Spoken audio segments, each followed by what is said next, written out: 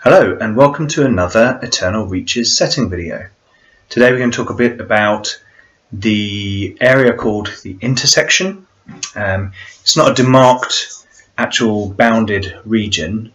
It's more of a colloquial term for the 6 parsecs, little hexes on our star chart here, that surround Kriya.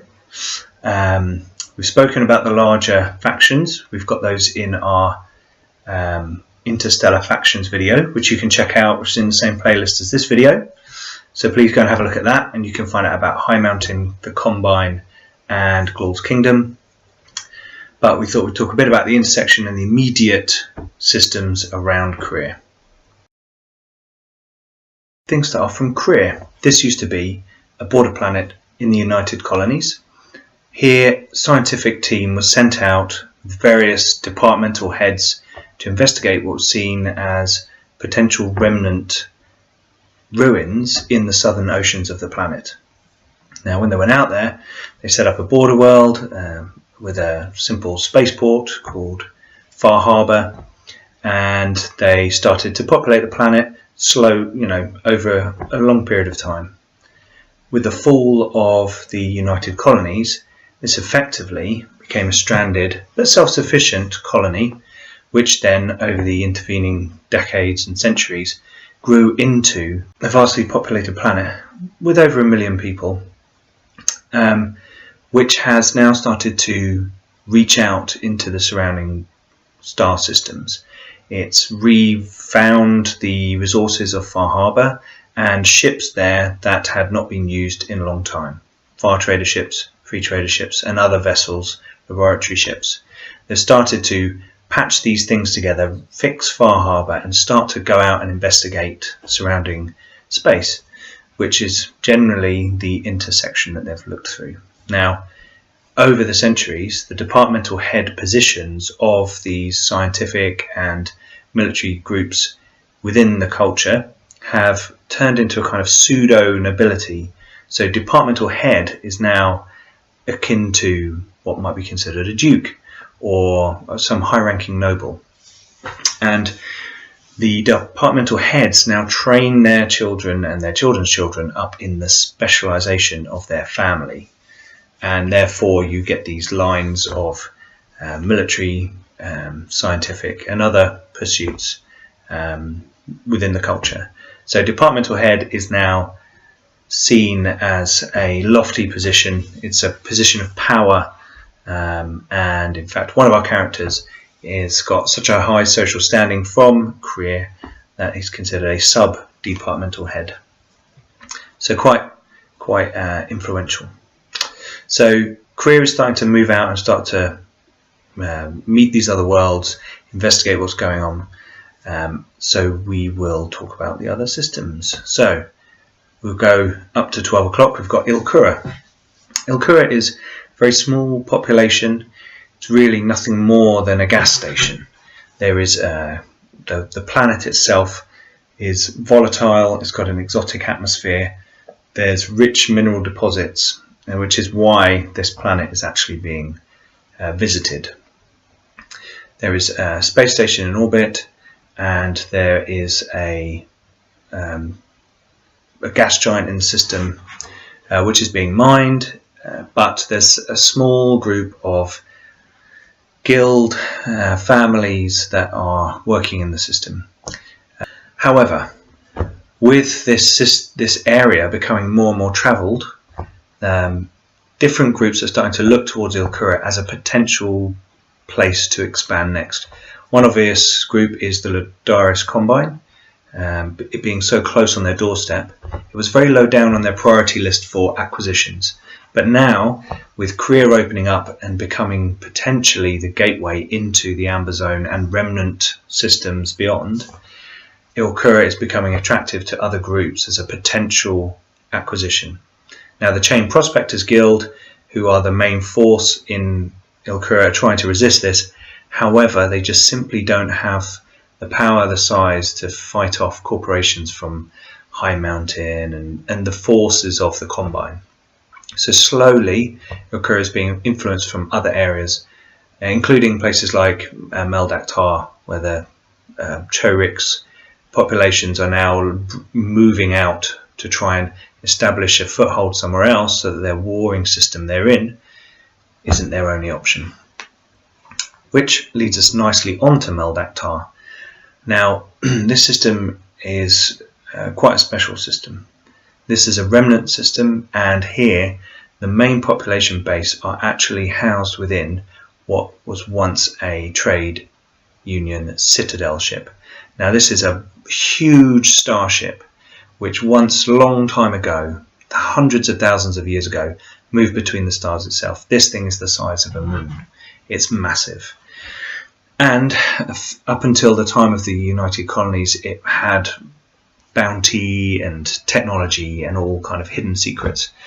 Fortunately, over the last 100 years, these things have been plundered away. And this is now really a shell of a giant starship, of an ancient civilization left behind. There's some details have been found out and some facts remain.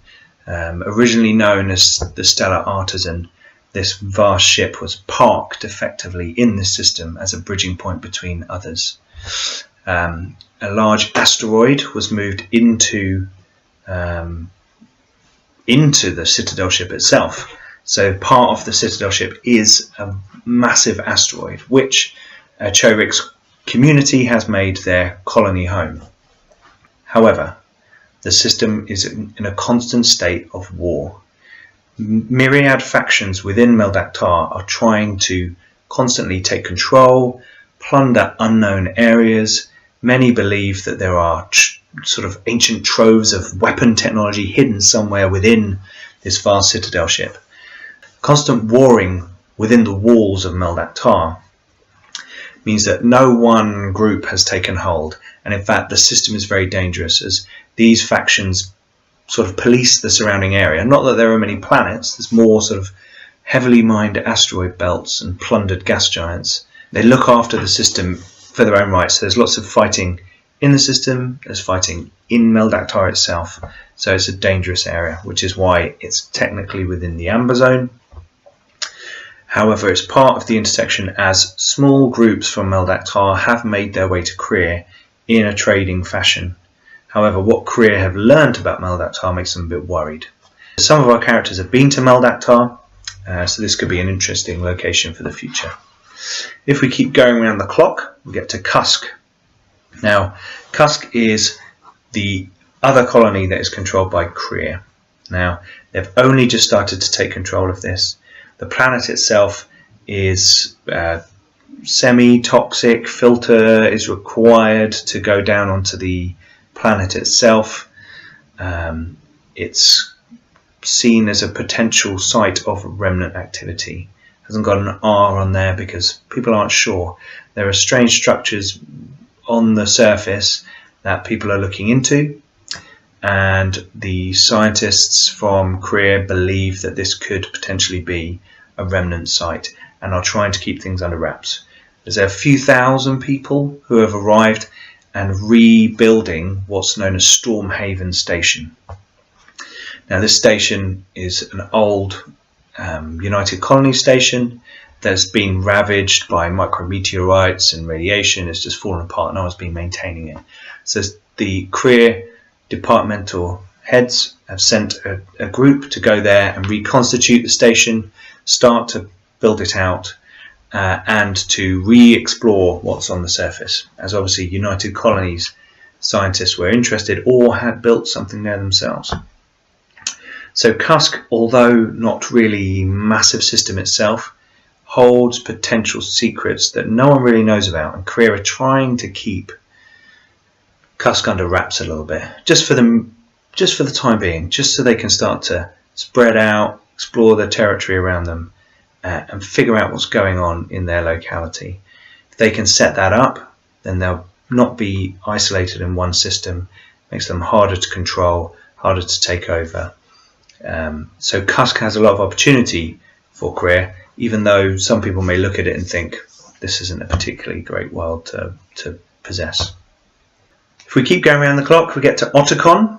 Otacon is an interesting system. It's renowned for a super gas giant which is green, and cleverly known as Big Green.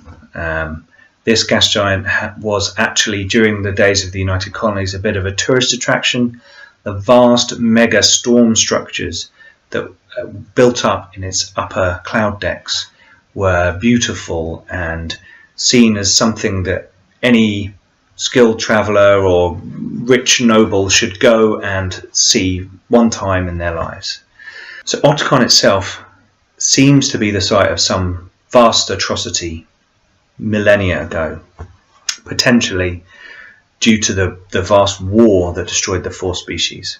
However, the planet now is nothing special, and it has an old United Colonies starport in orbit, which has run into disrepair, and factions on there, although they maintain the station to a certain degree, have been fighting over resources for a long time. There's factions mining the gas giant and the small moons around that, but really this is an internally focused population who are trying to survive as much as they can. This often leads them into conflict, and going to Otacon is a bit tricky, bit dangerous. It used to be a refueling station from Ladaris to Zinju in the days of the United Colonies, so Jump 2 capable ships would stop off in Otacon from Ladaris or from Zinju, whichever way they were going, and this would be basically the refueling station for most of those ships. Now it's, as I said, it's a dangerous place to trade, but can be fruitful because people need things, so they're willing to pay for it, often in fuel, but they'll pay for it. So those are the 6 systems around Kriya. Not all of them have worlds in, and Kriya itself, and that makes up the intersection, which is going to be kind of the starting arena for our actual play, which you can find on the channel. And more information on each of these systems and to date the Ladaris Combine can be found on the website, where there's various PDFs you can download for the species, for the intersection, for Ladaris Combine. Check that out. Also check us out on Facebook, because we'll be sharing lots of more stuff. We're often throwing pictures up. We've got some cool artwork that's coming from Shan in the team. So there's a lot going on. So stay tuned, keep an eye out, and yeah, hopefully we'll see you on the channel and you enjoy our adventures as our 6 characters head out into the Eternal Reaches. See you soon.